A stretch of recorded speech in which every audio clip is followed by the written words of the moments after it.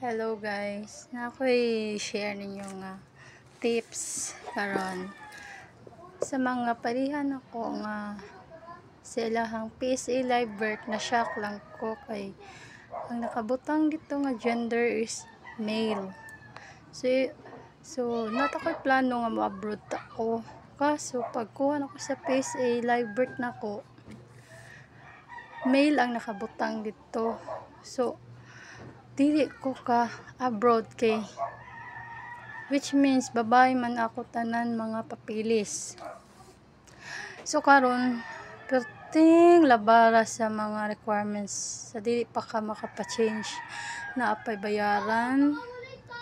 Aside sa mga requirements na imo kuhaon, cost gyud siya og dako gyud. Kung wala kay kwarta, di gyud na mahimo. So mao to nga pag-graduate na ko og high school, ni-stop jud ko og eskwela para lang manabaho na lang.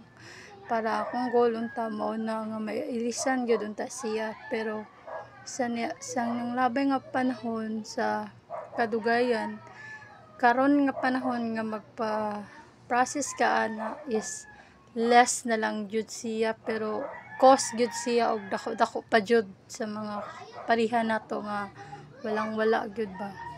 So mao to nga ma-shock lang gyud ka sa mga requirements nga ihatag nila gikan sa civil register's office nga matuon nimo asa ka dapit nga place. So di gyud siya lalim, grabe.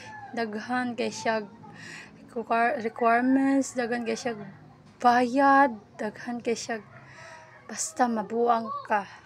So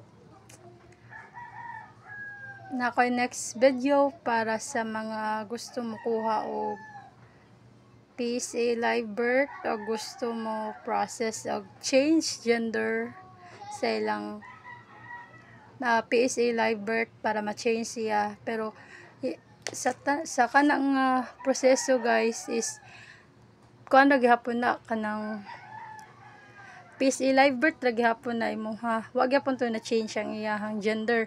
Butangan ra na nila og annotation sa kilid sa imong live birth, butangan ra na siya dito murag reminders nga kana siya na change gender na siya, male to female na siya, female na siya. Pero ang sa live birth jud nimo nga original, male gyud na siya guys. Mora to. Sige, bye.